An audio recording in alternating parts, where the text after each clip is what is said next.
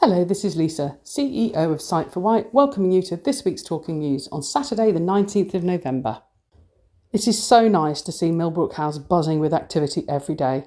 With the activities that we now have on, every day there is members in the building. It is such a turnaround from just 12 months ago when we were barely allowed out. On that note, Maureen, who is one of the supporters of the charity, is holding a German Christmas fair at her home in West Cowes on the 3rd of December. Anybody who would like to go along, please don't hesitate to call the office on 522205 and they can give you the details. Maureen really does go to a lot of effort with these fundraisers for Site for Wight, and showing our support is very important. Also, everybody should have received our mini newsletter reminding everybody to send their raffle tickets back to us, order any diaries, and an invitation to join us for a free skating session this Saturday. I appreciate for those listening on USB stick, it is too late, but those listening on Alexa, please do not hesitate to join us for a skating session 10 till 11 on Newport Quay tomorrow morning. This is in conjunction with the Turning on the Christmas Lights Day that's happening in Newport tomorrow. We've also got a save the date for you. We have booked our new open day for the 11th of March 2023. As you will be aware, we had to postpone the previous one due to a very important period of national mourning. However, we have now booked the date and it will be Saturday the 11th of March, so please save the date. Hopefully we've seen the last of the rain for a few days at least. Stay safe, Lisa, CEO, Site for Wight. Hello, this is Steve with a story from Isle of Wight Radio, headlined, Arrest after man suffers serious head injury in Sandown. An arrest has been made after a man suffered serious head injuries in an incident in Sandown on Tuesday of this week. Police were called to Albion Road at around 11:18 p.m. A man aged in his 50s was taken to St Mary's Hospital, where he remains. A 26-year-old man detained on suspicion of causing grievous bodily harm with intent remains in custody.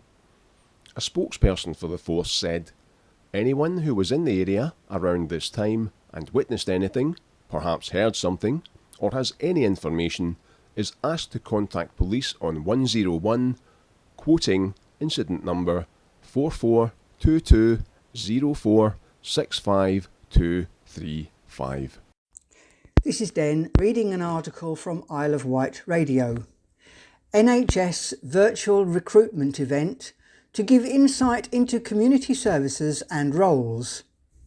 People on the Isle of Wight who are interested in a career in healthcare are being encouraged to join in with a virtual recruitment event.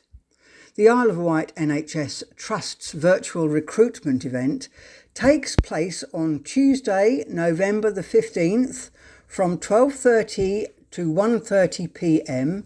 and will provide information and support for those interested in a career in healthcare, even if you do not have any previous experience or qualifications.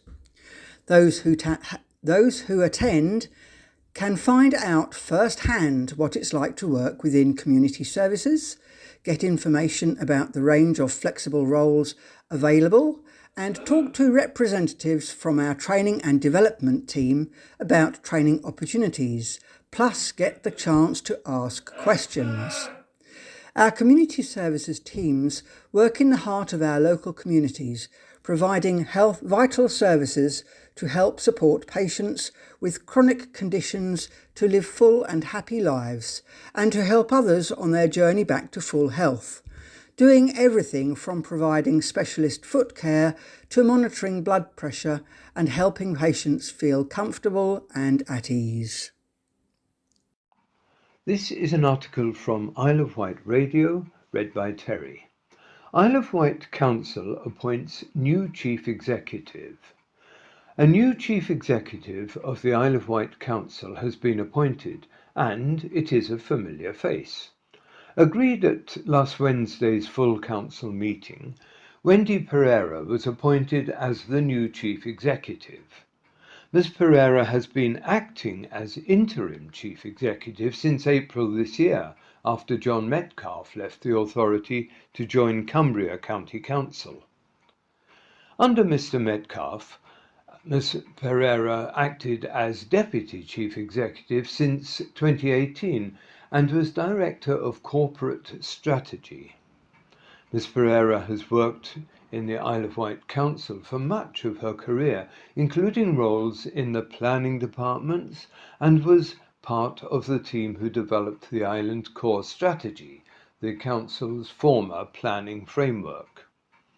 Ms. Pereira will also be Head of Paid Services and be on an annual salary of £138,038, nearly £6,000 more than Mr. Metcalfe's former salary. The appointment was approved by the majority of Isle of Wight councillors, with one abstention, Councillor Michael Lilly, and one against, Councillor Dave Adams. A total of 21 candidates put themselves forward to fill the position, which was whittled down to 8 by the Council's Appointments and Employment Committee earlier this month.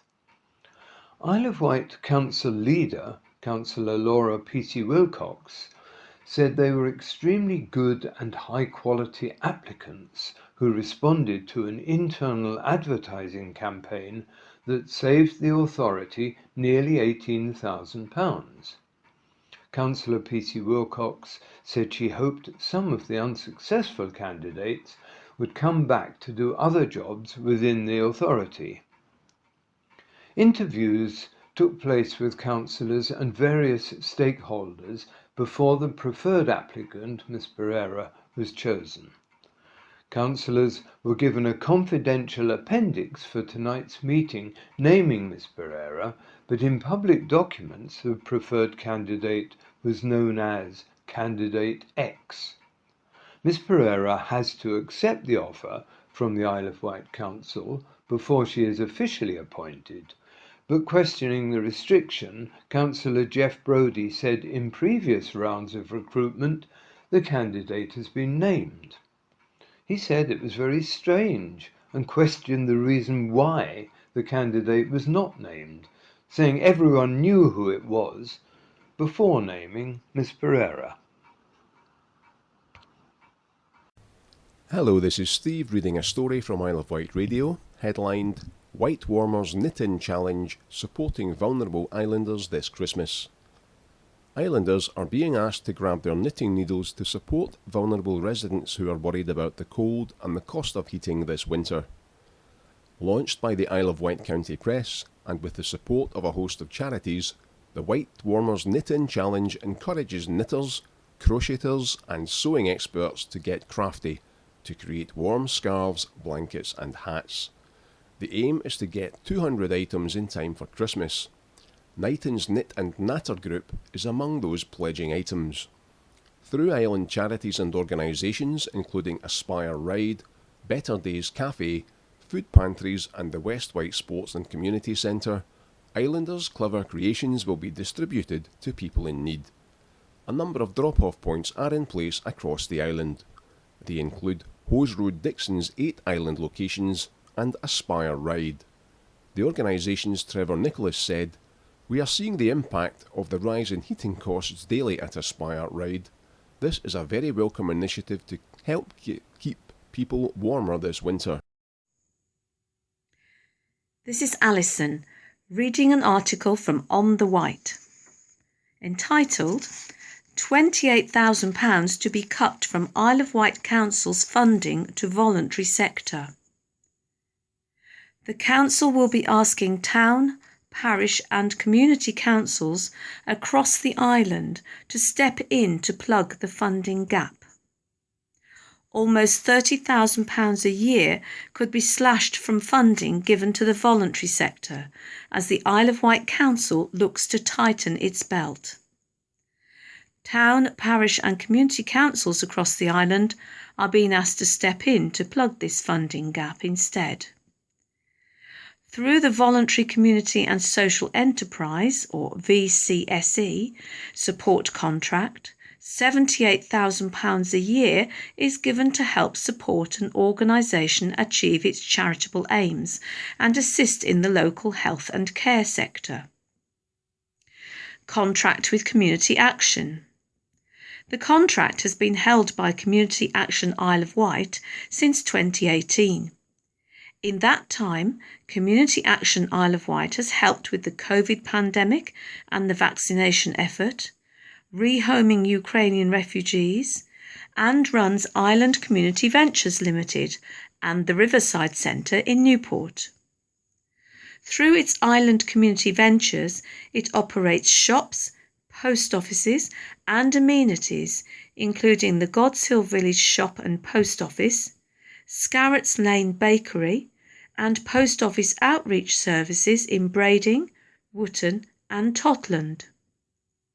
The VCSE contract has been in place since 2012 and provided more than £700,000 to support community organisations.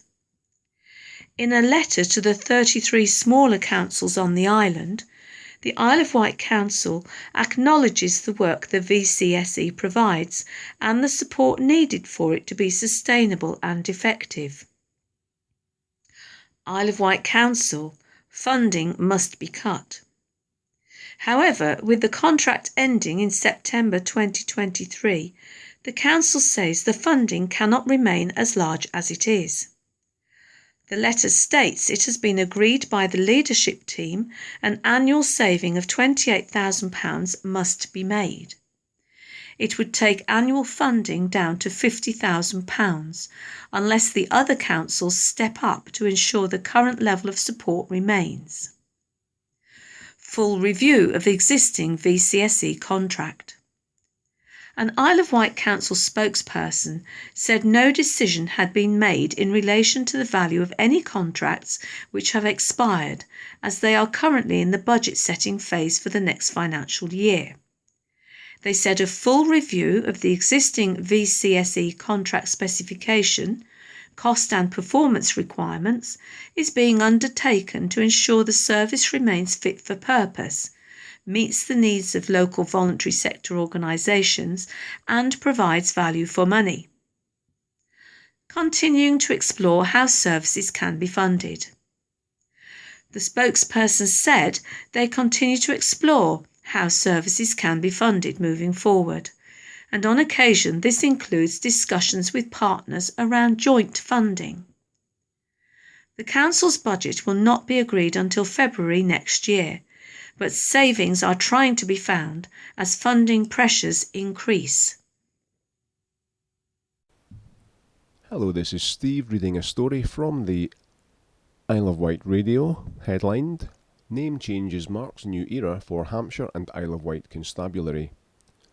Hampshire Constabulary will now be called Hampshire and Isle of Wight Constabulary to reflect the Isle of Wight as a county area. Police and Crime Commissioner Donna Jones has announced that her request to legally change the name of the constabulary to include the Isle of Wight has been successful. The official name change was marked on Wednesday of this week at an unveiling event at Newport Police Station, where the new logo, including the new King's cipher, was revealed. Police and Crime Commissioner Donna Jones said, "I'm absolutely delighted Isle of Wight residents have their county included in the name of the police force which serves them. I pledged to get this done after listening to the wishes of local residents. I was honoured to have Her Majesty's Lord Lieutenant Susie Sheldon unveil the new crest today, alongside Chief Constable Ben Snuggs. Speaking at the event today, and directly to island residents, Commissioner Jones said, "The Isle of Wight is England's largest island and sits in one of the busiest shipping lanes in the world. It has its own history, its own identity. It is unique. There is so much about the Isle of Wight that make it one of a kind. Its coastline, its countryside, its English villages, its communities. When I ran for election as your Police and Crime Commissioner, I promised to do all I could to ensure the police force included your county in its name, and I'm pleased to have been able to deliver on that promise. This is the most significant change to your constabulary since 1947. Back in 1839, the Isle of Wight was policed by Hampshire County Constabulary, which also included Bournemouth and comprised of just 106 police officers. 30 years later, in 1869, Newport Borough Police Service was formed, and in 1889, Newport Borough Police became part of the Isle of Wight County Police Force. In 1943, The Isle of Wight County Police Force merged with the Hampshire and Winchester forces as part of the war effort. The merger was made permanent in 1947 following the Police Act of 1946, and so the force was renamed Hampshire and Isle of Wight Constabulary. However, in 1967, Hampshire and Isle of Wight Constabulary merged with the police forces in Portsmouth and Southampton, and the constabulary started a new chapter, becoming Hampshire Constabulary. Today is a moment in history. 55 years later, in 2022, I'm delighted to have delivered on my promise to the people of the Isle of Wight, and to announce that once again, the Isle of Wight is included in the force's legal name following an amendment to the legislation. I pledge to make this happen for the people of the Isle of Wight, and for our police service to reflect the county it serves and protects. From this day forward, Hampshire Constabulary will be known as Hampshire and the Isle of Wight Constabulary, and so a new chapter begins. This is Den reading an article from Isle of Wight Radio. Theatre Train raises hundreds of pounds for Mountbatten with charity concert. An Isle of Wight theatre group has raised more than £600 for Mountbatten Hospice with a charity concert. On Friday the 28th of October, Theatre Train, students, ex-students and teachers performed a number of songs from popular musicals at Ryde Academy Theatre. The concert was led by the creative team, made up of Julie Caudle, production, Hannah Caudle, vocals, Emily Jolliffe, choreography, and with performances from some of the island's most talented young performers. Student Myla Lake, best known for her appearance on The Voice 2022, took to the stage and was later joined by Sophie Houghton for a performance of Shallow, A Star Is Born, which was one of their winning duets from their competing days. Theatre Train were overwhelmed by the response from island businesses, offering some incredible prizes for a raffle, including a child's balance bike, a meal for two, ferry travel, water sports hire, to name a few. All proceeds from ticket sales went to the charity, along with all money raised from a raffle. This is an article from the Island Echo, read by Terry. Newport doctors' surgeries could be relocated to St George's Way. The island's county town could be left without a central doctor's surgery, leaving tens of thousands of islanders facing the consequences. Plans have been revealed to relocate Newport Health Centre from its two surgeries in the centre of town and Carisbrooke to a potential out-of-town location next to Asda. Another Newport general practice is also set to close its doors, moving all operations to Wootton. Newport and Carisbrooke Community Council, NCCC, was told the Carisbrooke facility was unfit for purpose, and the former practice partners at Dower House Surgery on Pyle Street wanted to sell their building. This leaves the practice currently housed in Dower House a year to find somewhere new before its contract runs out. Hampshire, Southampton and Isle of Wight Clinical Commissioning Group, CC Alison Smith, Managing Director, has said, "It is looking at its future estate requirements with the possibility of relocating its practices into one building to provide patients with improved access and services. Instead of looking at alternative sites put forward by NCCC and the Isle of Wight Council's regeneration team, councillors said developers engaged by Newport Health Centre, Ashura, are favouring a greenfield site with enough space for a state-of-the-art building and a large car park." The Isle of Wight Council confirmed it is working with interested parties, partners and agencies to help the practice find a solution to the situation, but is aware of the impact the move may have on the local community. Despite other sites in the centre of town being pushed instead by councillors, including building on car parks and the derelict land near Newport Fire Station on Coppins Bridge, the preferred site is said to be on Godric Road off St George's Way next to Asda. The proposed site is Isle of Wight Council owned, but the authority was unable to confirm if a final offer had been made on the site due to ongoing talks and negotiations. They confirmed it was in very early discussions with the health centre.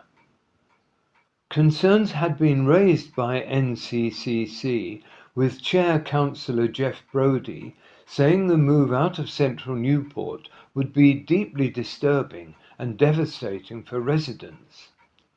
Councillors said patients are currently able to walk to the surgery, but with the move out of town, residents who have no access to a car may have to get 2 buses now to access treatment. Patient watchdog Health Watch Isle of Wight confirmed people have already started to contact them with concerns about how to get to their practice if the move takes place. Joanna Smith, Health Watch manager, said the CCG and GP practices must speak to those who may be affected to let them know what is happening and why the changes need to be made. Another concern raised by Councillor Matt Price was that the current timescale to agree the site, get planning permission and build the facility could lead to GP provision being hugely disrupted.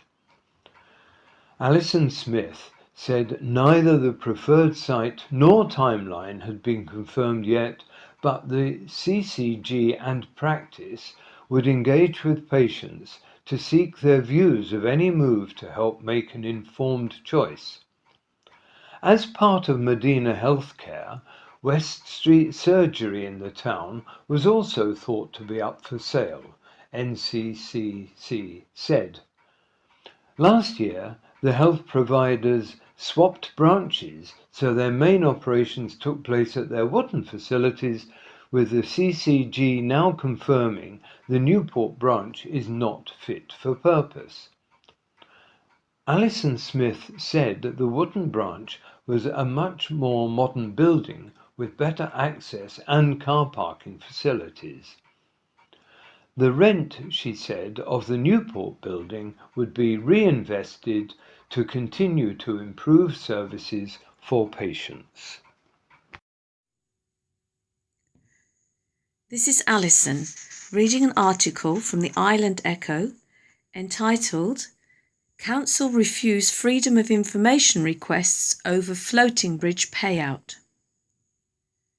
The Isle of Wight Council has refused to provide information relating to the payout made in respect of the troubled floating bridge, claiming an exemption under the Freedom of Information laws. Several individuals have submitted Freedom of Information (FOL) requests to the local authority, seeking to obtain information about the amount of money the council has received from those behind the disaster vessel.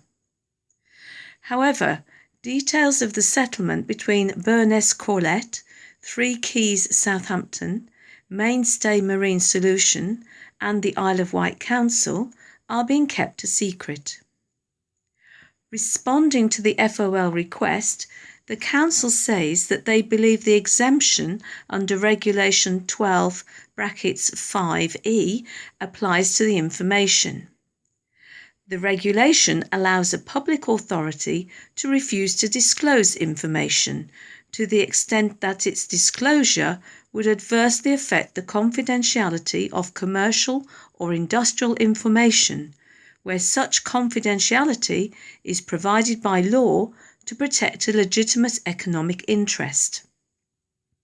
Explaining further, the Council believes that 4 elements of the exemption are met. The information is commercial or industrial in nature. The information relates to a legally binding settlement agreement. The confidentiality is provided by law. The settlement agreement contains a confidentiality clause which specifically states that the information is confidential. The confidentiality is protecting a legitimate economic interest. The release of information would cause harm to the Council's legitimate economic interests in that the Council is contractually bound not to disclose the information. The confidentiality would be adversely affected by disclosure. A breach of confidentiality may result in the Council being sued for damages and the legal costs associated with any legal action. Good morning everyone, this is Mike. Before we start the second part of the Talking News, here is this week's Society News, for the 18th of November. Swimming is on every Monday at Medina Leisure Centre, Newport, between 1:15 and 2:15. We have exclusive hire of the whole pool and the cost is only £5. Please call the office to book a space. Our Tuesday yoga sessions at Millbrook House, the cost is £3 and runs between 2 p.m. and 3 p.m. Refreshments served afterwards. Coffee and Chat is on Wednesday at Millbrook House. The cost is £1 for coffee and cake and everyone is welcome to come along. Monthly Striders is next Friday the 25th. It is a circular walk around Yarmouth, finishing with lunch in the King's Head. The route is around 4 miles and flat terrain. A date for your diary, December the 5th, at the Riverside Centre, our annual story writing competition awards evening, starting at 7 p.m.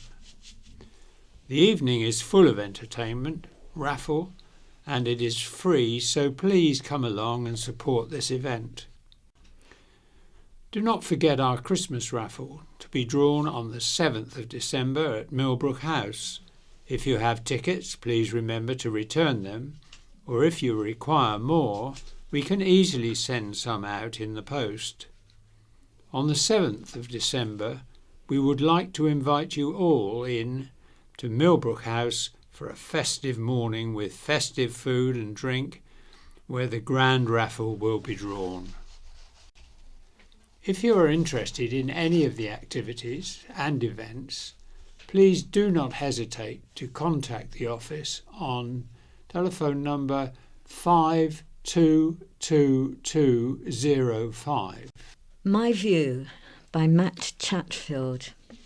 Can you identify the sound of Wight? When the first lockdown came, that precious daily 1-hour walk was a revelation. The streets of home were no longer places to pass quickly through on the way to somewhere else. Instead, we became intimately familiar with the areas we could walk to in a few minutes. But the places we saw were not as they had been. Empty streets, closed shops, deserted schools, all testified to the national crisis of COVID-19.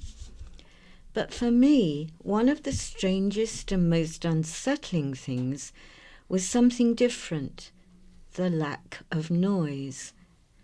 I live by a busy A road, so the muted sound of traffic is something I am accustomed to. And for most of my life, I have lived within earshot of the Island Line Railway, the hoverport at Ryde, or both. When all those sources of noise stopped in early 2020, every time I walked out, I was disorientated by the unfamiliar sounds of birds, the gentle waves on the shore, and little else. Even the deep background hum of the Solent ceased. Now that the sounds of normal life have returned, I don't for one moment regret the passing of the pandemic, but I do miss those times of peaceful walks. When I'm out in the countryside, I'm now not just looking at the views, but also listening to the soundscape with a slightly more receptive ear. I can say for sure that the sound of the Solent is very different to the sound of the English Channel. Even blindfolded, I suspect plenty of island folk will be able to easily tell which side of the island they were on. But it gets subtler. Last summer on Blackgang Undercliff, I was struck by the silence in such remote spots. With the sound of the sea far below and the cry of the peregrine falcons above, it would be hard to mistake this for any other oral landscape. Nor is it just rural sounds that bind us to the place we live. How about the echoing sound of footsteps passing through the gate to Carisbrooke Castle, or the mournful clank of the sconce bell at Fort Victoria? One night earlier this year I slept with the sound of a river nearby, a lively yet peaceful rippling complemented by birds and the soughing of the trees in the breeze. I enjoyed drifting off to these tranquil noises, especially with my new interest in the sounds of the Isle of Wight. It occurred to me that this kind of audio tourism might be one of the few aspects of the island that we have yet to find a way to promote to visitors. We know that the back of the Wight area already is one of the best dark skies areas in the south of England, attracting tourists from far afield to enjoy the lack of artificial light. Perhaps we should also be identifying a quiet zone where peaceful, natural sounds of the landscape are all you can hear. I'd certainly pay to visit. NewsQuest. CEO slams BBC's plans for the local news.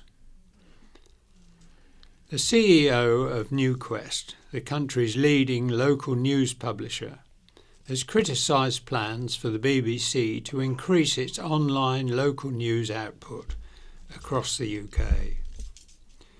The BBC recently announced that it is to direct significant resource from its highly respected local radio offering into digital local news, which would result in the BBC competing directly with commercial local news publishers online. It would see the BBC create 11 investigative reporting teams across the country, while increasing its daily online news provision for 43 local areas and launching dedicated websites covering Bradford, Wolverhampton, Sunderland and Peterborough, with a total of 131 new local news jobs created. However, Henry Four Walker, CEO at NewsQuest, which published 200 news brands, including the County Press, said on the BBC's media show, "We're very concerned about the BBC's expansion into local online news. We think it's potentially very damaging. It will further undermine the efforts of ourselves and other commercial news publishers to build a sustainable future because it diverts eyeballs away from our sites, which we rely on to drive advertising revenue and to drive digital subscription revenue to the BBC." Mr. Four Walker's comments followed an interview on the same show with the BBC's Director of Local Nations, Rodri Talfan-Davies, who defended the expansion plans, which include launching further into areas such as Bradford, Wolverhampton, Sunderland and Peterborough. But Mr. Four Walker said, We are proud publishers of the Telegraph and Argus in Bradford. We employ 18 local journalists in Bradford, and we think the market is very well served. We reach approximately 80% of the Bradford population each month, so I don't see the need for the BBC to come into this space. He added, as he called on Ofcom, the UK's communications regulator, to intervene. The BBC should not be using the licence fee to do things that are already well provided by the commercial news sector and make it even tougher for local news publishers. Mr. Tralfan Davies told the show's presenter, Katie Razzle, "We're not here to steal market share from anybody. We're here to provide a trusted, consistent news service to local communities as our charter requires of us." Health concern on pharmacies. A new assessment of pharmacy services on the island does not address the real issues concerning islanders, the Isle of Wight Council leader has said. These include obtaining medication, short notice closures, and retention and recruitment of staff. Isle of Wight Council leader Councillor Laura P.C. Wilcox told the Isle of Wight Health and Wellbeing Board last week it saddened her that the Pharmaceutical Needs Assessment, PNA, did not deal with the real issues islanders were worried about. The board accepted the PNA, a technical document which determines whether existing services on the island are enough or identifies gaps in the provision. Councillor P.C. Wilcox said she hoped in the future these matters could be reflected. The island's Public Health Director, Simon Bryant, agreed it was technical but said it was a legal duty that has to be carried out, and NHS England sets its content. Michaela Dyer, Isle of Wight manager of the Hampshire and Isle of Wight Integrated Care Board, said she recognised people's main concerns were about accessibility and issues with pharmacies that are closed, predominantly due to the issues in recruiting pharmacists. She said, "The work we are doing is very much with the large companies to keep pharmacies open, particularly in places where we know we have had recent closures. While this is a technical document, the work is focused on the operational side and keeping things going." Mr. Bryant said, "We will work closely with partners to meet the needs of islanders and see what else we want to learn about pharmacies and how we move this forward in a collaborative way." In the consultation of the PNA, 67% of respondents agreed or strongly agreed there were gaps in services which had not been highlighted. However, the overall finding of the PNA concluded the number, distribution and choice of services on the island met the current population's needs until 2025. The PNA will help the ICB and public health teams commission services in the future if necessary. Owners bid goodbye to popular island cafe. St Helens cafe owners have with heavy hearts closed their doors. Kevar's cafe in the country on Eddington Road closed on Sunday after the owners spent nearly 20 years serving customers in Ningwood, Ryde and St Helens. Due to conflicting differences, forces beyond its control and the landlord choosing a change of direction for the premises, the cafe's tenancy became unsustainable, Kevars said. The owner said is a very sad situation for them, as the cafe was supposed to be their last business before retirement. They said, "We'd like to thank everyone, both staff and customers, for their support and loyalty over the years from all our cafes. We leave St Helens with heavy hearts, and we move on to wherever life takes us next. It's been a blast." Isle of Wight to be included in constabulary name. The Isle of Wight will now be included in the official Hampshire constabulary name.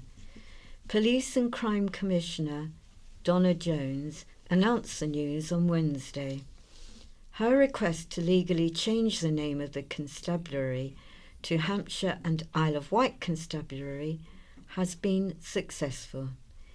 The official name change was marked today at an unveiling event at Newport Police Station, where the new logo, including the new King's cipher, was revealed.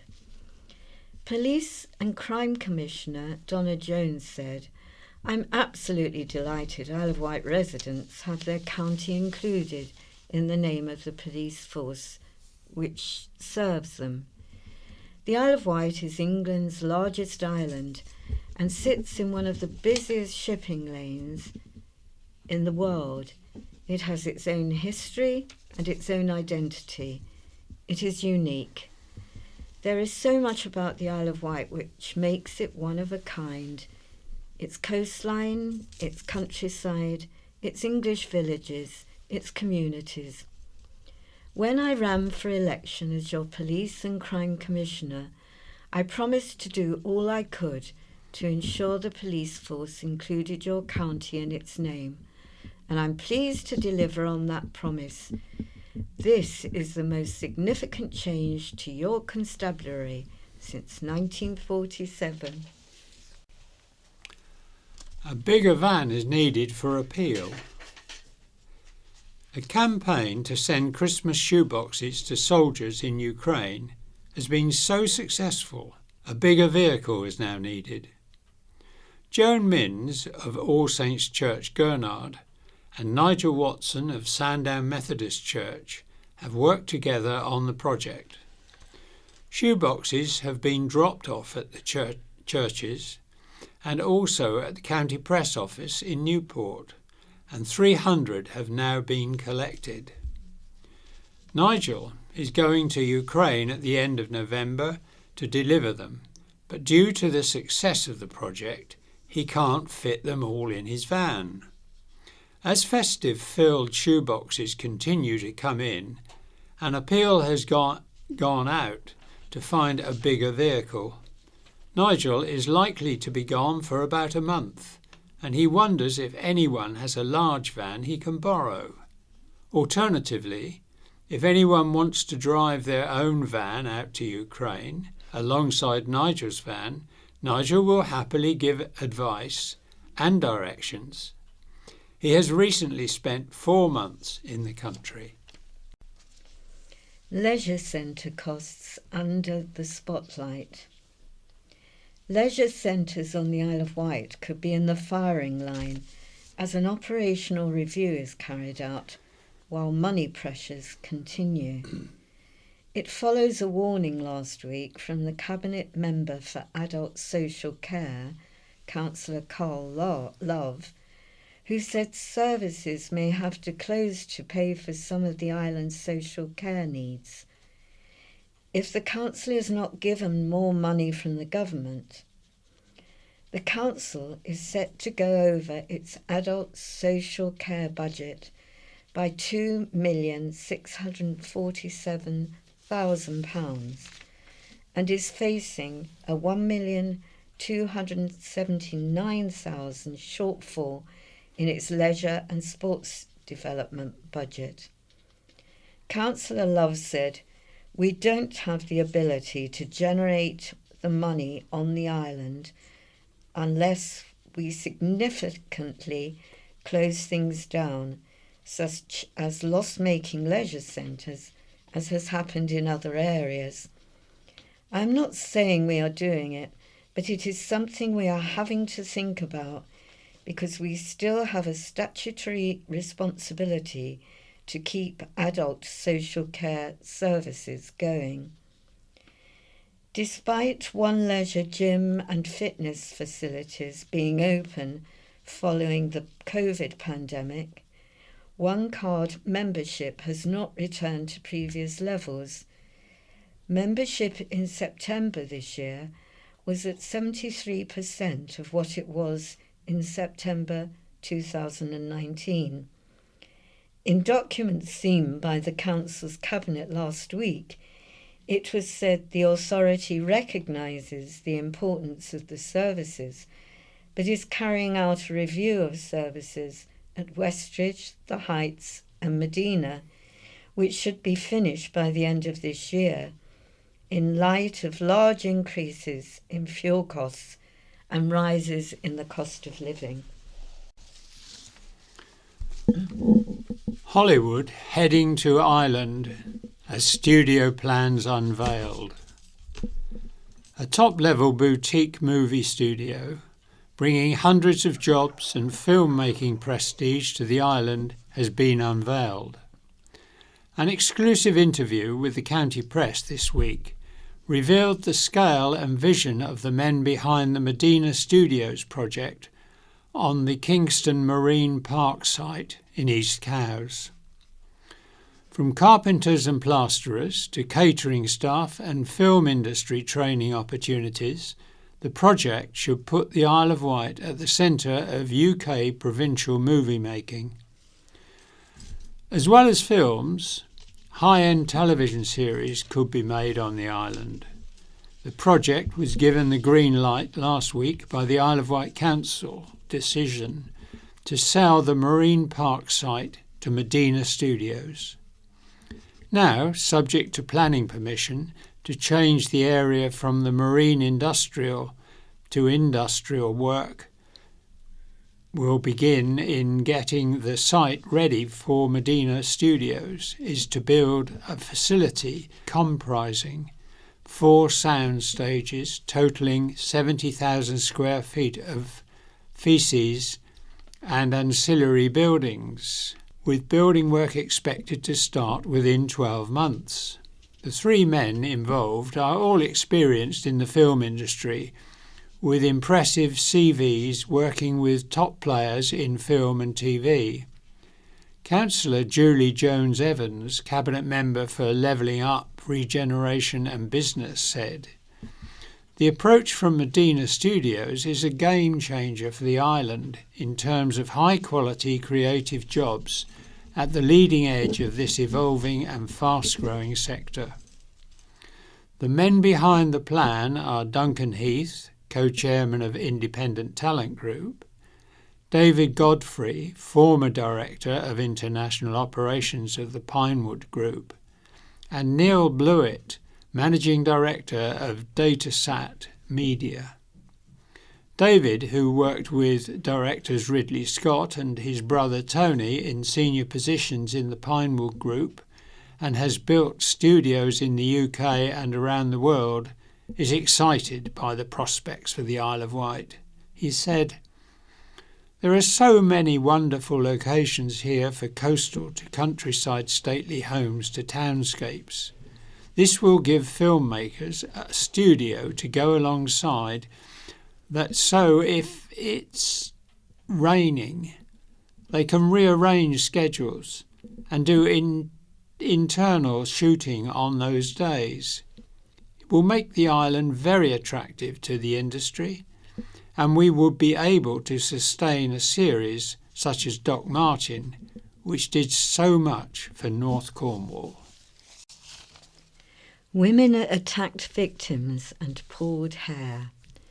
2 women attacked 2 other women they thought had made nasty remarks. Amber Gagan, 23, of George Street, Ryde, and Maddie Allen Wilshire, 19, both admitted 2 counts of assault. Liz Miller, prosecuting at the Isle of Wight Magistrates Court, said police were called to Sandown Esplanade on April the 15th after 2 women were attacked on the way back to their hotel. The attackers, both drunk, thought they had been insulted about their appearance and set upon the women, resulting in a scuffle. One woman had her hair grabbed and was hit on the back of the head, while the other was punched to the ground and had her hair pulled. The second woman fainted and had to be taken to hospital. Oscar Vincent, representing Gagan and Alan Wilshire, said there had been a group laughing at them and making derogatory comments. Mr. Vincent said since the attack his clients had learnt the error of their ways and had since been attacked twice themselves, but phoned police instead of retaliating. Sentencing was adjourned until November the 18th. Drink driver crashed into coach. A woman who crashed into a coach while over the drink drive limit has vowed to cut out alcohol. Danielle Mulkern, aged 31, of Lower Furlongs, Brading, admitted drink driving and failing to stop after an accident and was sentenced at the Isle of Wight Magistrates Court last Friday. The crash happened on Shanklin Road at Lake on September the 29th. Leah Dillon, prosecuting, said Mulkern drove in front of the coach, crashing into it and causing £5,000 worth of damage before driving off at speed. No injuries were caused to the coach driver, but a witness recorded footage. And Mulkern left her crashed car outside Shanklin Co-op bus station and told her father what had happened. He called the police, who breathalyzed Mulkern. She blew an alcohol reading of 82 when the legal limit is 35. Oscar Vincent, representing Mulkern, said the crash came at a difficult time in Mulkern's life. He said she had stopped drinking alcohol completely. She was banned from driving for 20 months and given a 12-month community order to include 120 hours of unpaid work and 25 rehabilitation days. 2.25 million Arts Council grants. Arts groups are celebrating after finding out they will benefit from the new Arts Council England grants, totalling over £2.25 million. Shademakers, UK Carnival Club, the New Carnival Company, CIC, the Island Collection, Ventnor Exchange and Steve Ross Foundation for the Arts, Key Arts, will receive a share. The groups have National Portfolio Organisation status. Simon Harrison, Chair of the Island Collection, which promotes and supports island art initiatives, said, "This is exciting news for all who believe in the power of culture to transform lives. We will be working hard in the coming months and years to work with our partners on and off the island to ensure this investment does just that." Ventnor Exchange said it was an exciting new chapter and added, "A huge thank you for this investment in a truly grassroots arts organisation."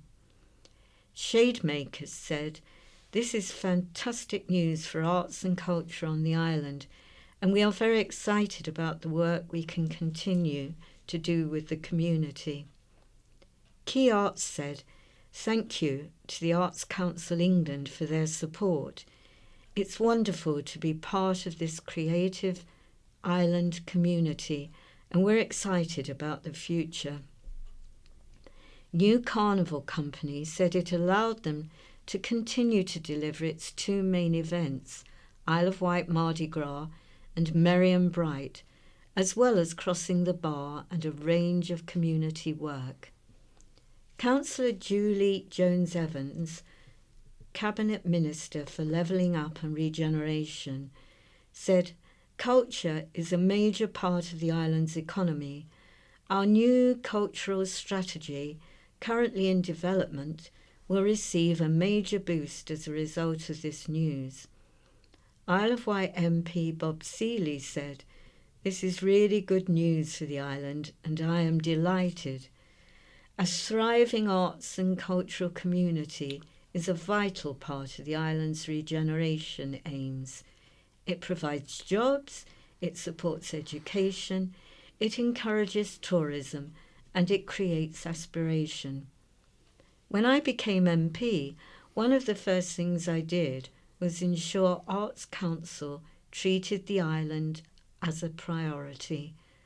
I want to thank Arts Council and congratulate the 5 organisations who thoroughly deserve their grant because of their hard work, skill, dedication and creativity." Bid to rescue school building. As a Yarmouth school prepares its move down the road to Freshwater, the Town Council is bidding to save its old building. The decision was made in 2020 to move Yarmouth Primary School to the former site of All Saints Primary School site, after a multi-million-pound rebuild and the amalgamation of the 2 education settings. It will leave the school's former building on Mill Road empty when the new one is complete, and fears of losing the building have led Yarmouth Town Council to try and save it. To do so, it is in the process of making an application to the Isle of Wight Council to turn it into an asset of community value. Yarmouth Town Council clerk Brian Jacobs said, "The application is undergoing its final review before submission and covers all buildings and land on the site." Mr. Jacobs said it is hoped it will preserve the premises as an educational and community resource for the residents of Yarmouth, rather than the site passing into private hands for redevelopment. He said, "Yarmouth residents are determined that such a valuable community hub should not be lost. As a valued community asset, should the building be put up for sale within 5 years of the successful application, the local community would be informed and be given a 6-month moratorium period to see if they could raise the money necessary to purchase it. The history of Yarmouth Primary School is currently being recorded and former students are contributing their memories. The school will complete its move to Freshwater in the not-too-distant future, according to the Federation of the Church Schools of Sharfleet and Yarmouth governing body. Pupils are still on the site and operating from the building, and temporary classrooms installed to accommodate the larger number of children currently attending the school. Ferry boss meet to allay concerns.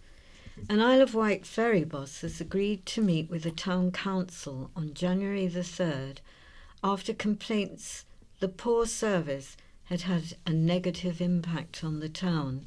Earlier this month, former Mayor of Yarmouth, Councillor Steve Cowley, called on Whitelink's Chief Executive, Keith Greenfield, to meet with the Town Council and explain the issues its ferry crossing had faced. In recent weeks, the Yarmouth to Lymington crossing has been affected by a lack of crew and mechanical breakdowns, which caused cancellations and gaps in the timetable.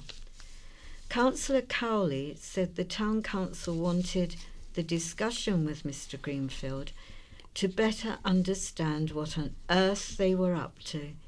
He said, "It's having a negative impact on Yarmouth and its business." Christmas Day buses will still be running. Southern Vectis is running a service on Christmas Day, the bus operator has confirmed.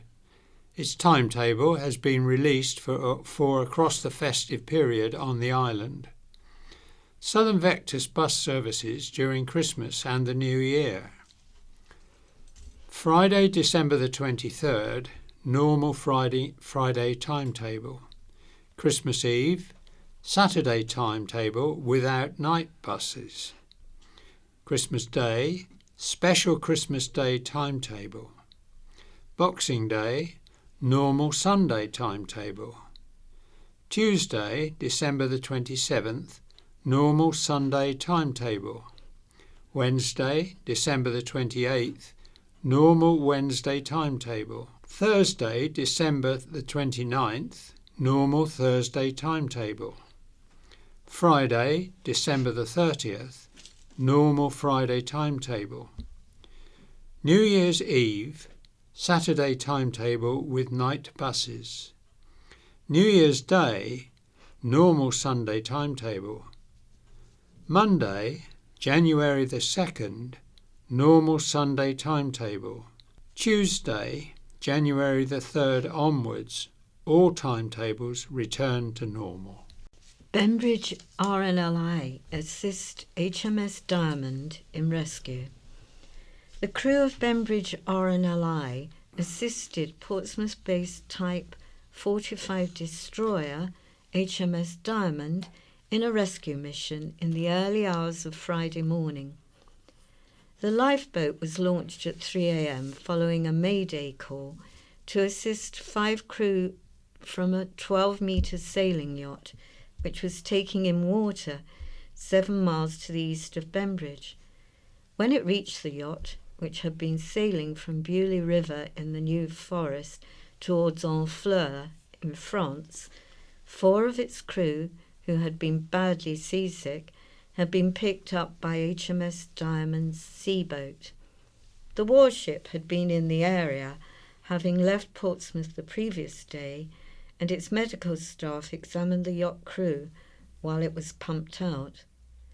Also in attendance was the New Haven lifeboat, who escorted the yacht to Haslar Marina, Portsmouth, along with 3 of Diamond's sailors, who then helped the boat's skipper to stabilise the vessel and sail it back. Once the yacht was safely in the Bembridge crew returned to station and was recovered by 7 a.m.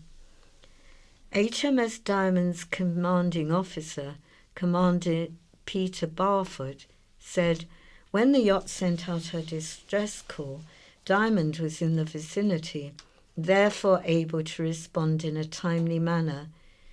The ship's company were able to evacuate and disembark the crew who needed medical assistance. At the same time, some of the ship's specialists were able to embark and provide essential support to the yacht's skipper, which ultimately prevented the vessel from sinking. In arduous conditions, working without respite, members of my ship's company saved the lives of 5 sailors and ensured a vessel was not lost. This is in keeping with the finest traditions of the service, and I could not be prouder of my team. A break-in attempt and I'll be back threat. A rideman who tried to break into a house through a second-storey window got punched in the face and got his fingers trapped, and was overheard by police saying he will be back for round 2. He has been jailed. Andrew Hill of Slade Road Ryde appeared before a judge at the Isle of Wight Crown Court. The 32-year-old admitted assault by beating, common assault, 2 breaches of a restraining order and 2 counts of criminal damage on September the 24th. Prosecutor Mary Aspinall-Miles told the court Hill's 2 victims, a man and a woman, had been at home at 10 minutes past 2 a.m. when they heard a noise outside. Hill had climbed up the 2-storey house, so what he knew was the bedroom window. The victims became concerned, but were not overly surprised because Hill had texted the woman earlier, telling her he was on his way and that he would pull her out and smash the man's head in. He spat at both victims and kicked the woman on the side of the face. Miss Aspinall-Miles said he was effectively trying to break into the house, and even a punch to the face did not deter him. Such was the determination to get in. Hill was eventually forced away from the window and landed on the ground, but he smashed up both victims' cars with a saucepan. He later called the female victim while she was talking to police, which led to a second breach charge, as officers heard him saying he would be back for round 2. The court heard Hill had a long list of previous convictions. Helen Easterbrook, defending, said Hill was apologetic for his behaviour on the night. He had a drink too many and suffered from a loss of consequential thinking. Miss Easterbrook said the relationship between Hill and 2 victims was thoroughly toxic. Judge Susan Evans described the ordeal as menacing, intimidating behaviour. Hill was handed a 30-month jail term. Fall in waste customers. More than 100 have cancelled their garden waste subscriptions this year. It follows a price hike earlier in the year, which saw the price of a subscription rise by a third, from £72 a year to £96. When the service was first launched, it cost just £60. In a new report, the Isle of Wight Council says the price hike is not the only reason people have cancelled, although it is likely. At the start of the financial year, 10,438 people subscribed to the service, but by September, the number of subscriptions had dropped by 127, around 1% of the customer base. Commenting on the loss of subscribers, a council spokesperson said it was normal for any paid-for service to see a turnover of customers, and it happens every year. They said there were a number of reasons people had cancelled, including moving home and off the island and other changes to people's circumstances. When the price hike was first announced, former Council Waste Service lead, Councillor Steve Hastings, questioned how many islanders would stop using the scheme over what he called a dramatic price increase. He said it would risk more than they gain. It was acknowledged that that could happen, but it was said the benefits would outweigh the negatives. Plans for a third green waste vehicle, which would have cost £350,000 and served another 5,000 customers, have also been halted. The council spokesperson went on to say the authority had considered the customer base, market saturation and demand, and it was not considered a commercially prudent use of public funds to expand the service. Subscriptions to the service for next year will open from December and run through to March 2023. Shanklin Railway Station wins Small Station Award. Shanklin Railway Station recently won the accolade of Best Small Station of the Year in the National Rail Awards 2022. Shanklin Green Town volunteers work on the forecourt planters and station garden helped the station win by making it a welcoming and pleasant environment for passengers to use. Kind Wesley's Children in Need mission. When Wesley Brett Hill started thinking about children who were not as fortunate as himself, he decided to do something about it. The Shelfleet 10-year-old knew children in need was coming up, and he knew his mum had a caravan full of stuff that needed getting rid of. So, what better than a good old-fashioned jumble sale to have a clear out and raise some cash for Pudsey Bear. Wesley wants islanders to go along to Shelfleet Village Hall on Saturday between 2 p.m.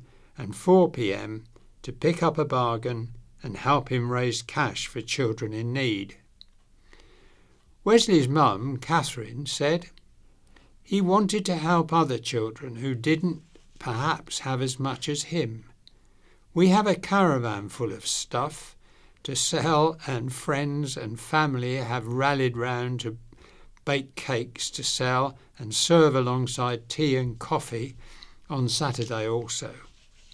We are hoping Pudsey will make an appearance to thank Wesley for his efforts. Tributes to racing fan Maureen, 86. A well-known island woman who had a passion for motorcycle racing, and particularly multiple world champion Valentino Rossi, has died aged 86. Maureen Rann, who, wife and mother of 6 boys, was born in Freshwater on November the 20th, 1935, to Ted and Mabel Sullivan. She was one of 8 children. Her father was a regimental sergeant major in the Royal Artillery. She spent the first 7 years of her life living on a small island off Singapore, while her father served in the Second World War. At the age of 7, Maureen, her mother and her siblings were evacuated due to the Japanese invasion, and she returned to the UK. Later, she found out that her dad had been captured by the Japanese and was taken to a camp in Burma, where he helped build the Burma Railway. Tragically, it took 2 years for Maureen and her family to find out about his death on July the 4th, 1943, aged 37. Maureen married her husband, Frank Rann, in 1953 at God's Hill Church. They raised 6 sons, Graham, Edward, Peter, David, Mark and Kevin. Maureen's main passion was motorcycle racing. If Maureen wasn't on the island, she was more than often attending races with her husband, Frank, her sons and friends. Through the years, she also became a significant figure within the community, being the first woman to be elected as parish councillor in God's Hill. She was also the God's Hill Primary School caretaker for 12 years. Maureen was also devoted to the monarchy, a regular churchgoer, a keen gardener, and was a dedicated knitter who would donate everything she made to the premature babies ward. She is survived by husband Frank, 5 sons and grandchildren. Her family said she was well known for being a truly loving soul. She was kind, caring, and was always happy and smiling. Her funeral will be held at God's Hill Church on November the 25th at 11 a.m, followed by her burial at Bridgecourt Cemetery. Maureen asked that black is worn with a yellow accessory, the race colours of Valentino Rossi. A man made threat to kill. A man has been sentenced after he made a 999 calls to the ambulance service, ordering them to send paramedics or he would kill a woman. Jonathan Nash, aged 58, of Westcourt Close, Shorewell, later claimed he only did it to oust the woman from his home. He admitted sending by public communication network an offensive, menacing message and failure to surrender to bail.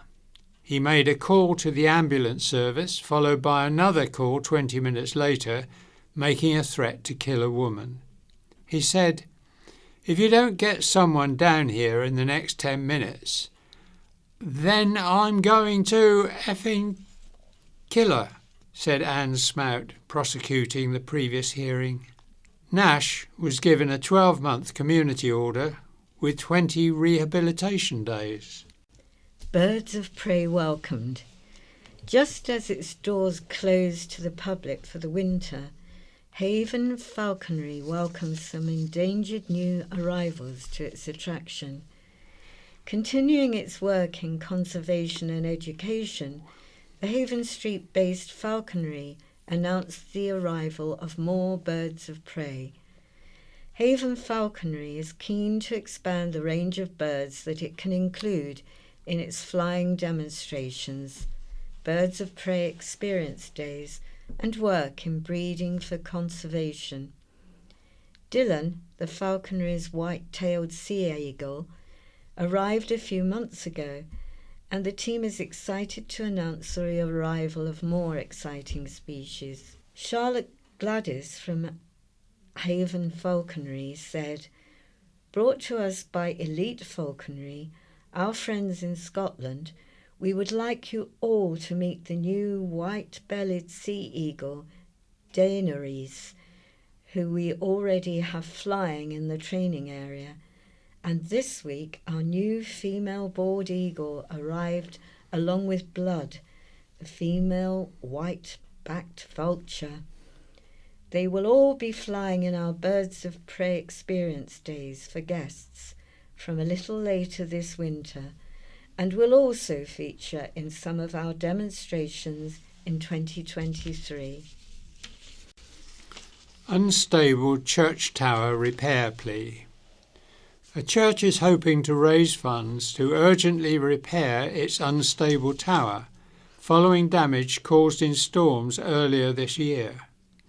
New Church All Saints Church Tower is an iconic site and landmark, visible for many miles.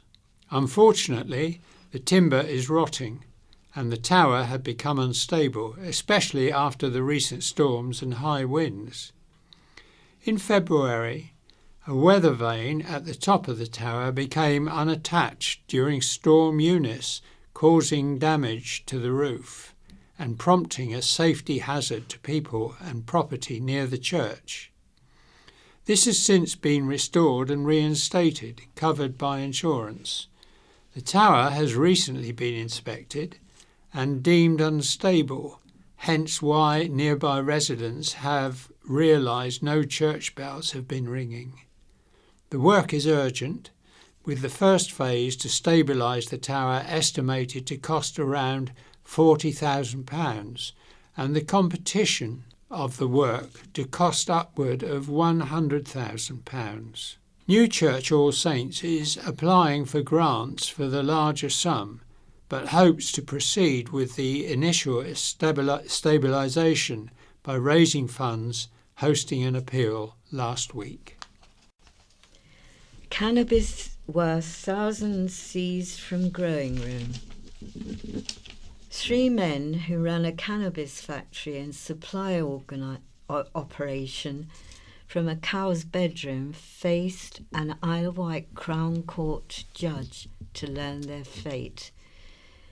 Bailey Expositor, 22, of Trinity Road, Ventnor, Joshua Troy Cowley, 21, of Captain's Parade, East Cowes, and Kyle Silk, 35, of Arctic Road, Cowes, all admitted growing cannabis.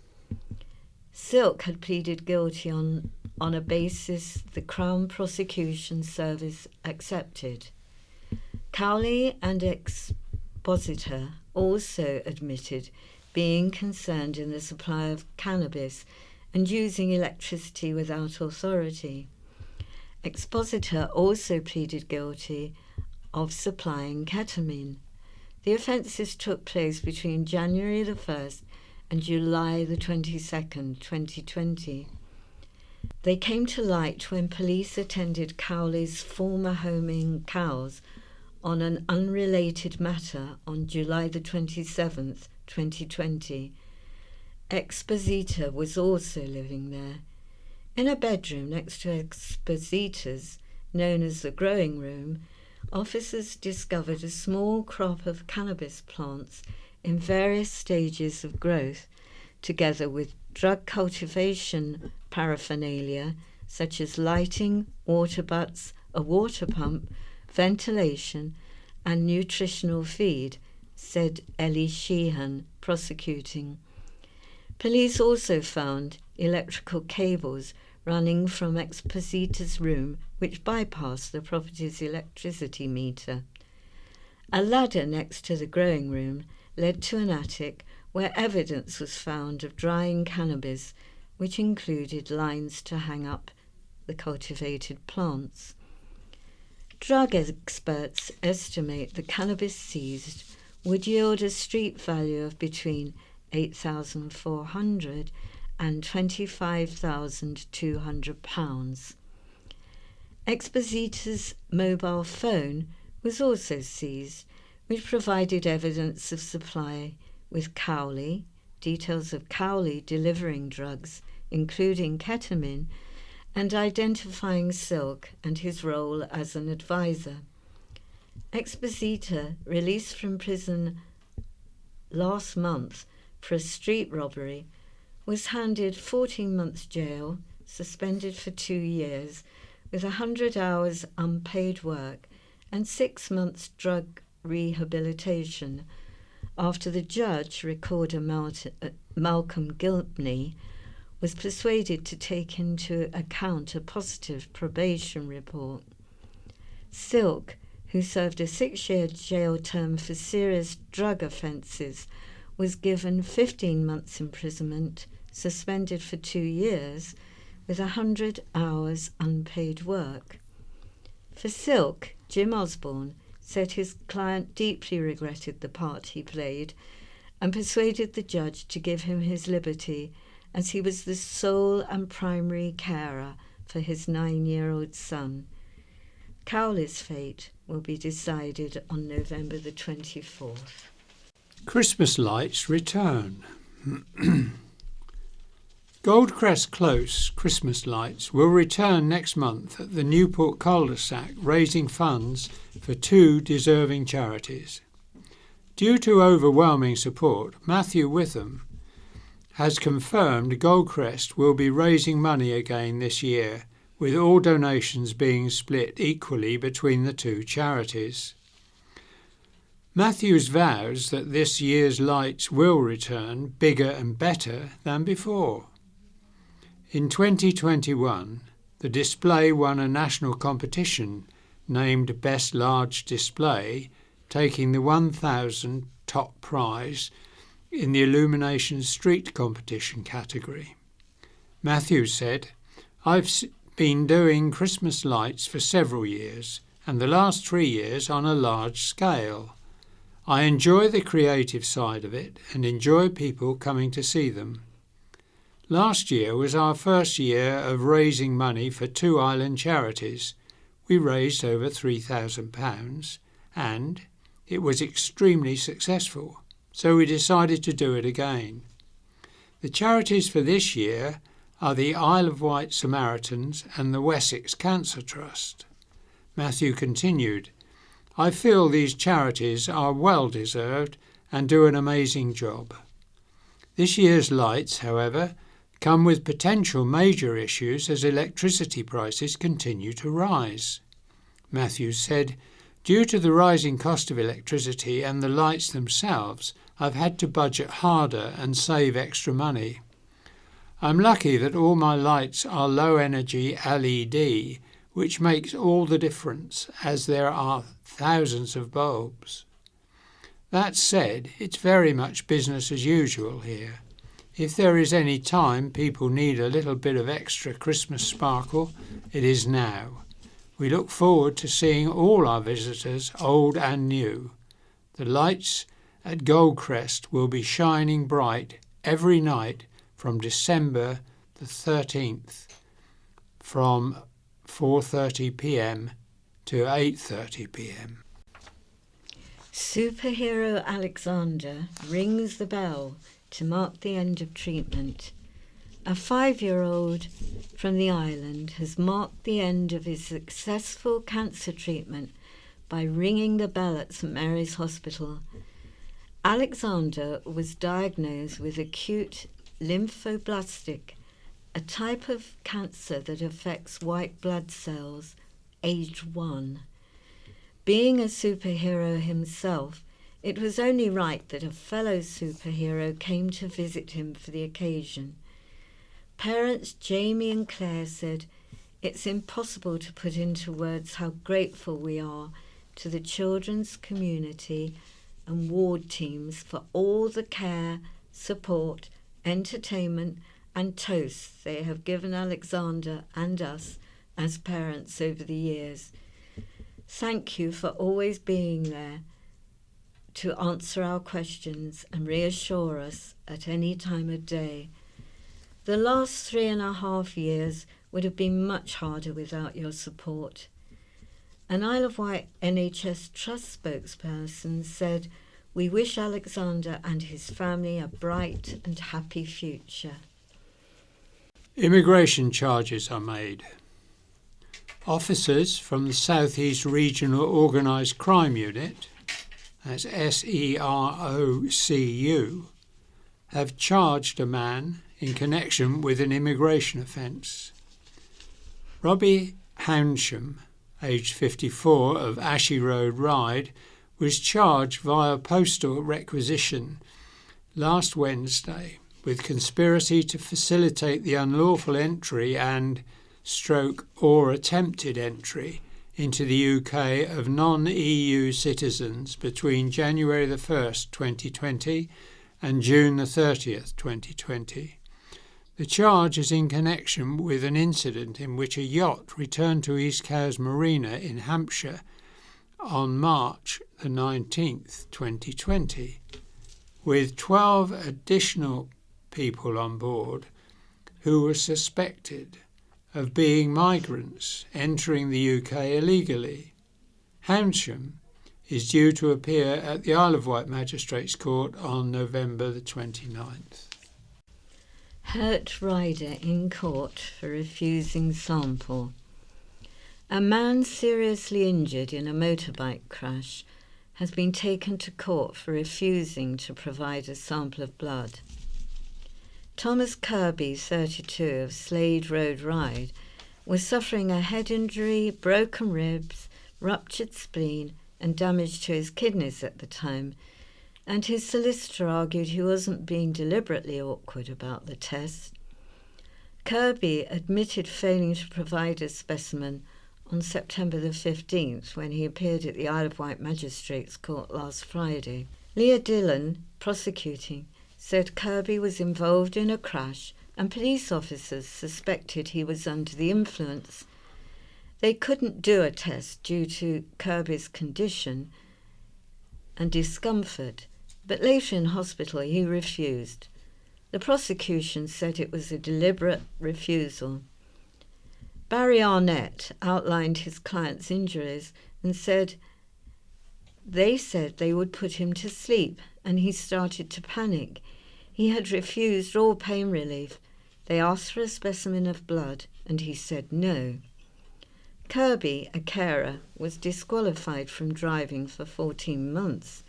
He was fined £276 with costs of £85 and a £110 surcharge. What's on section of the County Press. We start with the One Leisure Arts Music Comedy Medina Theatre. That's in Fairley Road in Newport. The telephone number is 823 884 and starts with Rock for Heroes. And we're back.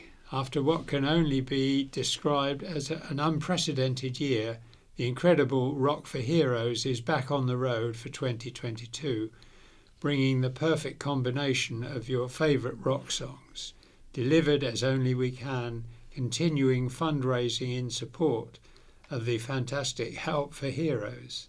We will be collecting for this amazing cause after the show. Our aim is to raise £2.5 million. It's a long plan.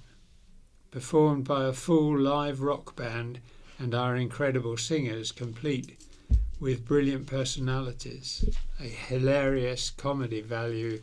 This really is a night unlike any other, with music from artists such as Queen, the Eagles, Fleetwood Mac, Van Allen, Toto, Bon Jovi, Guns N' Roses, AC/DC, Prince, Dire Straits, and so many more. And that takes place on Friday, 25th of November at 7:30 p.m. Tickets are £23 and £20 for juniors and seniors. Shanklin Theatre. On Wednesday the 23rd of November at 7:30 p.m, Michael Portillo will be appearing. On Friday the 25th of November at 8 p.m, Ardal O'Hanlon. Sunday the 27th of November at 6:30 p.m, The Spotlight Show. And on Monday to Wednesday, 28th to the 30th of November, 6:30 p.m, Beauty and the Beast. And there's also on the autumn 2022 concert, The Messiah, the Cantata Choir performing Messiah. Performing great works of classical music since 1956, the Isle of Wight Cantata Choir is one of the largest and most established choral groups on the island, with 120 singers supported by professional soloists and Isle of Wight Symphony Orchestra musicians. They perform George Frederick Handel's best-known work, Messiah. This large-scale oratorio, composed within 24 days and first performed in 1742, is an immense blending of musical textures. The many and varied choruses and solos are in equal measure, bold and triumphant, serene, harmonious and melodic, joyous and profound. It is one of the most enduring works of all time, with the rousing Hallelujah chorus being one of the most famous and well-loved within the Baroque music genre. It's Saturday the 26th of November. That starts at 7 p.m. and the tickets are adult £16, under 18s £6. On Friday the 2nd of December at the Salvation Army Hall, Pyle Street, Newport, at 7 p.m, the Salvation Army's Christmas Reflections concert will take place in aid of the island's homeless and lonely. Free entry and refreshments. And also at St Mildred's Church, Whippingham, there will be a Christmas tree festival from Tuesday the 20th to Friday the 23rd of December. Free entry and plenty of parking. All proceeds go to East Cowes Food Pantry and Newport Salvation Army Christmas Lunch for the Homeless. On Thursday, the 15th of December, there is Carisbrooke Priory Carol Service, which is at 7 p.m. The Carol Service, Carisbrooke Priory, 39 Whitcomb Road. On the 2nd of December at 7:30 p.m, there's a somewhat different concert, which is entitled The Jazz Concert by Tom Barford, winner of the Kenny Wheeler Prize 2017 and Dave Ferris, and that's at St George's Church, Arraton, starting at 7:30 p.m. We have only one letter to read this week, and it's entitled Brainbirds of Britain, from Chris Biles of Newport.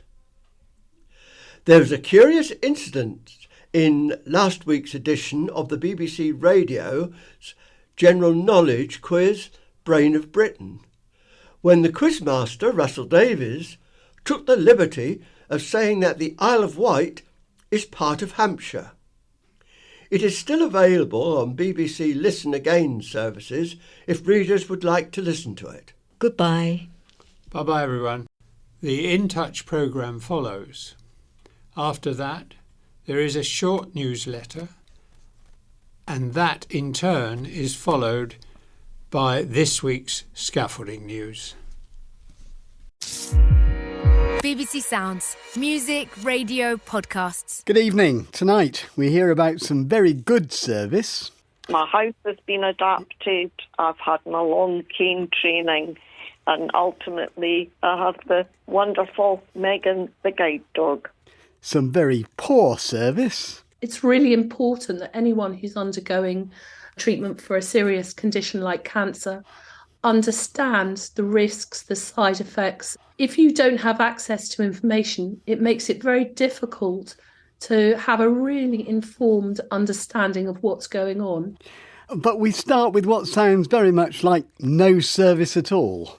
I do want the police here as soon as possible because I don't feel safe here with my girlfriend now. Then you should leave. Okay, well, if that's the case, then all I can do is advise you to withdraw from the hotel if you don't feel safe there. This is discrimination against my girlfriend and a guide dog. Yeah, I appreciate that. If you have a guide, you would know. I've shown it to... Far too often we hear about guide dog owners being refused service for a variety of reasons, but this case, I think, takes the biscuit. The dog biscuit, that is.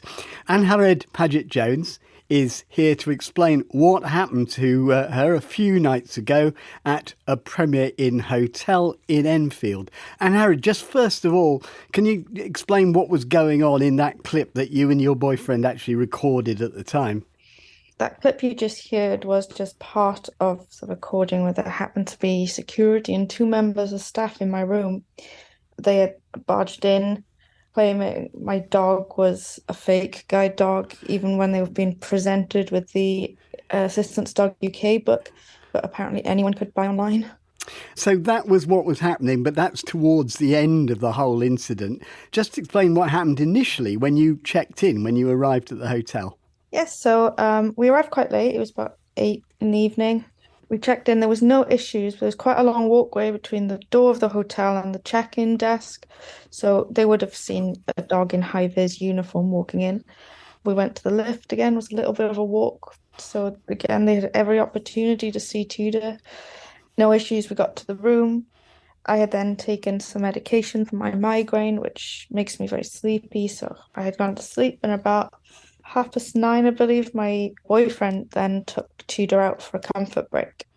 It is on his way back. He said he was stopped by the same lady who checked us in, claiming there was no dogs. He showed her the lead with the flash on that says he's a working guide dog, and then his collar where he's got the tag that says guide dog and his chip number on. Can I just ask you, before we get to that, are you often asked for ID to authenticate your guide dog? In the 4 years I've been a guide dog owner, this is the first time. Right. And so why on earth do you think that the staff would think that Tudor was a fake guide dog? Honestly, I don't know. I was still asleep at that point. Maybe it's because my boyfriend was walking him, but Tudor still has to wee.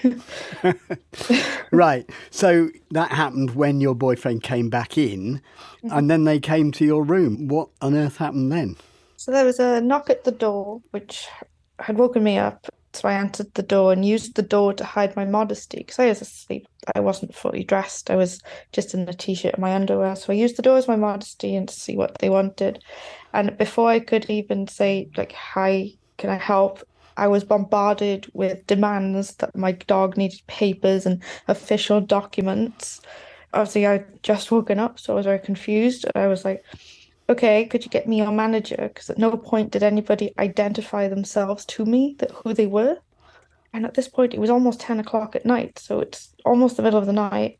And at that point, I closed the door. Seconds later, they used the key card to barge their way into my room, which was terrifying.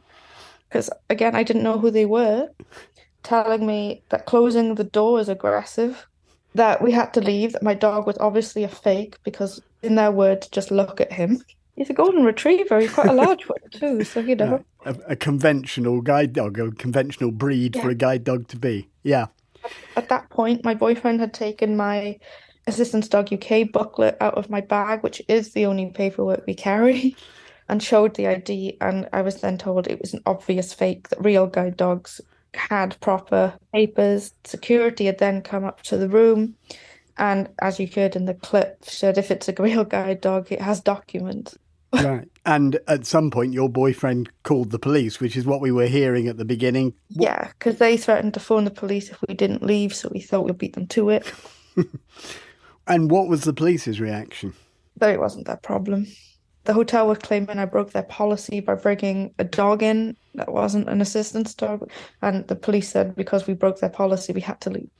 So ultimately, you did leave the hotel. What contact have you had with them since, and what have they said to you?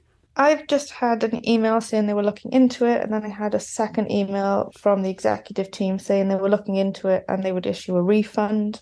I've not responded to which it's gone to my legal team. Now, we obviously asked Premier Inns to come onto the programme to explain if they could. They told us that no one was available. Initially, they produced a public statement in which they said, "We were shocked and appalled to see the upsetting Twitter thread alleging that a guest was asked to leave one of our hotels in Enfield. An urgent investigation is already underway." They've subsequently been in touch with us directly to say, unfortunately, on occasions things do go wrong, and quite clearly in the case of Angharad and Tudor, badly so. We apologise and have reached out to Angharad to speak with her directly. Assistance dogs are, of course, welcome in all our sites, and the individuals who've advised otherwise were clearly seriously mistaken. What's your reaction to that? I've had no offer of a meeting, so that's a lie.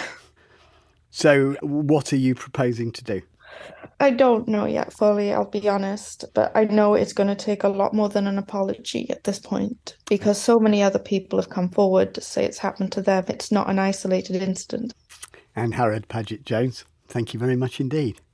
Now, another issue about appropriate service, and one which could have even more serious consequences in the long run than what we've just heard. Many of you have been telling us that over the last 6 years, the NHS has an obligation to give blind and partially sighted people information in a form they can read themselves, but this just isn't happening. And the latest listener to contact us about this is Anna Tyler. Ring a bell? Yes, she is chair of the RNIB. She's partially sighted herself. Anna is currently undergoing treatment for breast cancer and she joins us. So, Anna Tyler, just explain how you need communications sent to you and the problems that you've been experiencing. The way I like to receive information is in large print. That might be in leaflet form, or it might be by way of electronic file, which I'm then able to print up as a large print document. I have a sort of pile of papers on my kitchen table, all related to my cancer treatment, all of which are not readable for me. Why is this? Because they do have facilities to do it. And I think you have had large print documents, but even when you've had them, there have been problems with them. Yes, the very first follow-up letter I received did come in largish print, but things came with bits of paper missing. So you'd get the left-hand side of the page printed, but not the right-hand side. So you might miss the critical bit at the end of the information. But by and large, things have come in standard print, and sometimes in print, which I would consider to be even smaller than standard. I think there are very powerful reasons why people should receive information in a format that works for them. And that's why the accessible information standards are there in the first place.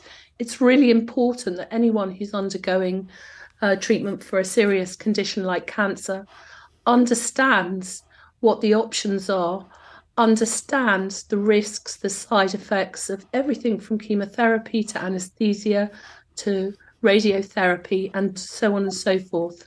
If you don't have access to information, it makes it very difficult to have a really informed understanding of what's going on. And it makes it very difficult for clinicians to really satisfy themselves that you've understood what's happening to you. And we know through recent inquiries into other areas in the NHS that this question of good access to information feeds directly to patient safety and to good health outcomes. Have you not pulled rank, Anna? You know, have you not tried the "do you know who I am?" that sort of thing? No, I see no reason for doing that. I would expect to receive, regardless of who I am, the same treatment as anyone else. And I think that that's been the thing that, if you'll excuse the pun, has been quite an eye-opener. I knew the situation was poor, but it's been a really uncomfortable process for me. And just remind us, what are the responsibilities of the NHS? And it's any part of the NHS, isn't it? GPs, hospital trusts, whatever. What are they supposed to do? So the accessible information standards are really clear that it's a patient-centred approach. So what works for me? What's the best way for me to receive information? It's not just about bombarding patients with all kinds of alternatives that might not work for them. And particularly for older patients who might not be tech savvy, may not have access to the internet, it makes it that much harder. So it's about receiving information in a way that is meaningful to the patient who's at the centre of treatment.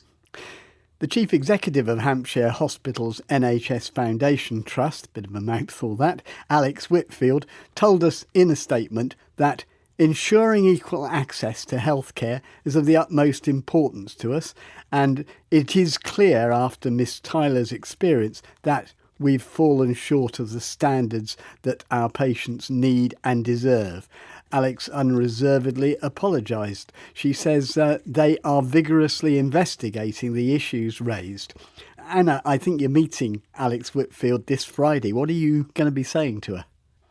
I'd like it to be a constructive way forward. And for me, this is about both of us understanding what's happened from her point of view and from my point of view, and of coming up with a pathway in which we can move forward together.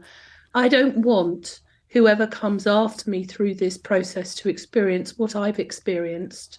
And we know that many NHS trusts are still non-compliant with the accessible information standards. So I very much hope that what we will find, or we'll be able to carve out together, is a way forward with some binding outcomes. Blind and partially sighted people undergoing treatment in Hampshire Healthcare Foundation Trust into the future. Anna Tyler, thank you very much indeed. So, is there no good news in the world? Well, yes, I'm glad to say there is. At this time of remembrance for what our servicemen and women do for us, it's good to hear of people who feel that they've had really good help and support with the onset of their vision loss.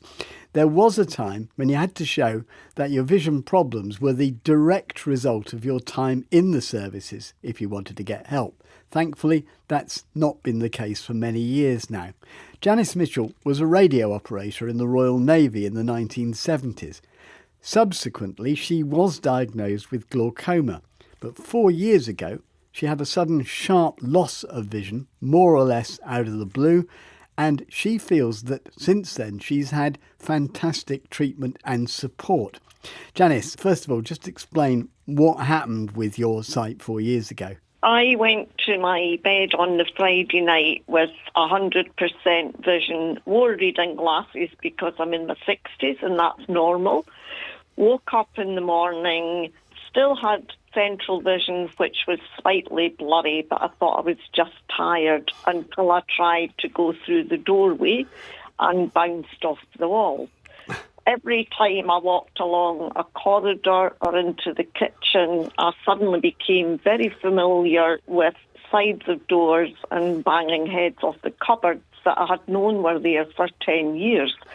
So I immediately thought there's a problem and went to the local optician who sent me to hospital, saying to me, "You've had angle closure attack caused by your glaucoma." But unfortunately for me, I had it in both eyes at the same time. When I left the Navy, I became a nurse, so I knew that any damage caused by the glaucoma was permanent. So I went to the hospital and it was then confirmed that overnight I lost 60% of my vision. I have some central vision remaining, but total night blindness. Right. Now, we told people this was a good news story and they're probably wondering what the good news is at this point. So do tell us about the help that you've had and who you've had it from. I've had help. Incredible help from two different agencies. First of all, it was guide dogs. phoned them, they came out, carried out various assessments, and during that the lady said to me, by any chance, have you ever done any kind of military service? And I said, yes. So her answer was, that is fantastic, because there's a lot more help now can be given to me through military charities. So I'm one of the lucky ones, which really shouldn't be said, because we should all be entitled to as much help as we need. Having said that, the charity that looks after me used to be called the Scottish War Blinded, which again gave the implication you had to be blinded on active duty. Yeah. They've now changed it to Sight Scotland Veterans, and it applies to anybody that has served 24 hours in the services is entitled to help from them. They stepped in and have given me basically wraparound care in conjunction with guide dogs. My house has been adapted, I've had my long cane training, and ultimately I have the wonderful Megan, the guide dog. So what's the thing that's made most difference? The biggest impact on me is obviously my guide dog. She has given me my freedom back. It doesn't matter now if it's dark when we come home in the winter. I will go out because 100% this girl will bring me home safely. Whereas last winter, I just didn't go out after lunchtime because it was still a very much a learning experience for me, walking with a white cane when I couldn't see. I just wasn't comfortable. Just one more thing, Janice. You've been very positive, but what's the prognosis now about your sight? I'm on treatment, obviously, and I'm seen every 3 months. I've had numerous operations, numerous eye drops. All that we're really hoping is to stabilise the condition. Eventually, I will go totally blind. How are you preparing for that? I took advisement on that because I thought, how do you actually prepare for your world suddenly being dark? So I was advised by guide dogs to go around my own house and put a mental image, a map of my house in my head. After you do that, don't move any of your furniture. I think you can prepare for it in that way, but you really can't prepare for it emotionally. But I won't really know, and hopefully it'll happen in 40 years' time when I'm 118 and I'll not notice. You know, I mean, nothing prepared me for what it was going to be like to lose that 60% of vision. And at the beginning I thought, I don't know if I can actually manage this. But then that's where the Navy spirit and the nurse spirit kicked in and went, of course you can. Well, Janice, maybe you should listen next week. That is the issue that we're going to be addressing. Can you prepare for a diagnosis like that? And if so, how? We'll have 3 people who are at different stages along that path, sharing their experiences. And do tell us yours. You can email in touch at bbc.co.uk. You can leave a voice message on 0161 836 1338 or go to our website, bbc.co.uk/in touch. From me, Peter Wight, producer Beth Hemmings, all our guests and studio managers Tom Parnell and Nat Stokes, goodbye. Sight for Wight newsletter, November 2022. Your local sight loss charity. Millbrook House Christmas closure. Monday the 19th of December 2022 to Monday the 2nd of January 2023. Reopen Tuesday the 3rd of January 2023. Charity number 1149415, company number 6240404. Front cover photo shows staff wearing Christmas hats. Festive Open Day. Join us at Millbrook House for mince pies and mulled wine. Wednesday the 7th of December 2022. 10:30am until 12:30pm at Millbrook House. Are you looking for a fun and festive event and want to be within a chance of winning some great prizes, including a luxury hamper or a bottle of mermaid gin? Then why not buy some of our raffle tickets? call 522205 and then join us on the 7th to find out if you are one of our lucky winners. The winners will be drawn at 11 o'clock. We hope as many volunteers, members, friends can join us, so please let us know by calling 522205. Between 9:30am and 11am on Saturday the 19th of November, as part of the planned Day of Christmas, Skates are offering free sessions for everyone. We've secured an hour session exclusively for our members. We have 35 places, so please RSVP by calling Susan. The day is based around the Quay and St Thomas's Square. The Quay will be hosting an ice rink, an inflatable assault course, snow globe, skating and circus workshop and food stalls. A bustling Christmas market will bring festive sights and smells to St Thomas's Square once again, with the Christmas lights switch on beginning at 5:50. Calendars and diaries. If you haven't ordered your diary or calendar, there is still time. Last date to order is Friday the 18th of November. Call us on 522205. Short Story Writing Competition Award Ceremony 2022. 7pm, Monday the 5th of December 2022, Riverside Centre, Newport. Doors open at 6:30pm. Entertainment from Ben Stubbs, Sounds Lively and Steve-O the Magician. It's fun, it's festive, it's free. For more information, visit our website siteforwight.org.uk or call 01983 522 05. Poster shows Ben Stubbs, Sounds Lively and Steve-O the Magician. Good morning. This is the Scaffolding and Skips News, week commencing the 21st of November. Newport area, Mill House, Upper Shide, Blackwater Road, 29 to 29A High Street, 11th St James Street and Lugley Street. Ride area, Jack's, 75 Union Street, 7 Cross Street, 71 High Street, 21A and 22A Cross Street. Ride skips, Belmont, Stane Road, Seaview. Blackberries, Ferry Road, Seaview. 6 Radcliffe Avenue. The Cottage, Upper Green Road. April Cottage, Sherburn Street, Bembridge. Sandown area, 59 High Street.